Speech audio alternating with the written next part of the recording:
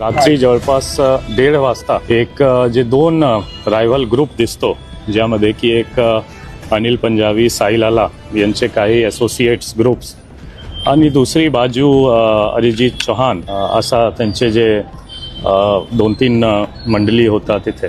तो असा दोन रायव्हल ग्रुप दिसतो, ज्यामध्ये की रात्री मारामारी झाली ई स्क्वायर मॉल जवळ आणि त्यामध्ये स्पॉटवर सिरियसली इंजर्ड जे झाला दोन्ही रायव्हल ग्रुपच्या एक इंजर्ड झाला सिरियसली, अरिजित चौहान आणि तसेच दुसरा अरबाज एके जे अरबाज एके साई लाला आणि अनिल पंजाबी ग्रुपचा मेंबर आहे, असोसिएट आहे, त्यांच्यासोबत असतो असा दिसतो.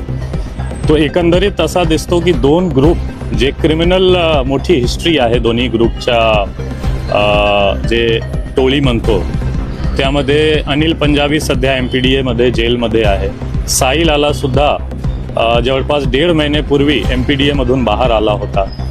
त्यांचे जे असोसिएट आहे त्यांच्यावर सुद्धा मोठी क्राईमची हिस्ट्री आहे आणि MPDA 55-56 सारखा कारवाई प्रपोज्ड आहे किंवा झालेली आहे. दुसरा बाजू जे आहे, दुसरा ग्रुप अरिजित चौहानवर सुद्धा 9 गुन्हे दाखल होतात, 5 गुन्हे. त्यांच्यासोबत जे एक आरोपी जे आम्ही अरेस्ट पण केलेला आहे, इंजर्ड आहे, त्यांच्यावर सुद्धा MPDA ची कारवाई झाली होती, 2025 मध्ये बाहेर आला होता. तो एकंदरीत दोन्ही गँगवर मोठी क्राईम हिस्ट्री आहे आणि पोलीस करून जे स्ट्रॉंगेस्ट पॉसिबल प्रतिबंधक कारवाई सुद्धा झालेला होता MPDA आणि हद्दपार सारखा.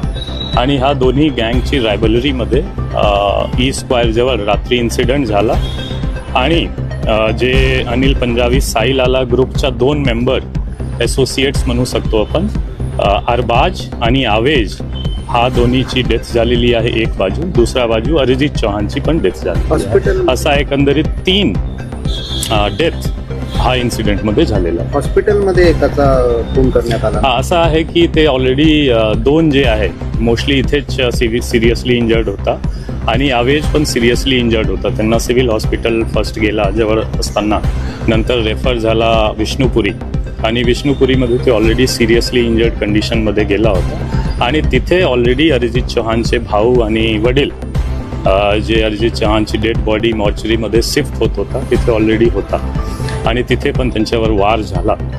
तो सिरियसली इंजर्ड ऑलरेडी होता, वार पण झाला आणि सेफ्टी त्यांची पण ट्रीटमेंट दौरान डेथ झाली. आरोपी ताब्यात आहेत? जवळपास आपण 4 आरोपी आतापर्यंत ताब्यात घेतलेला आहे.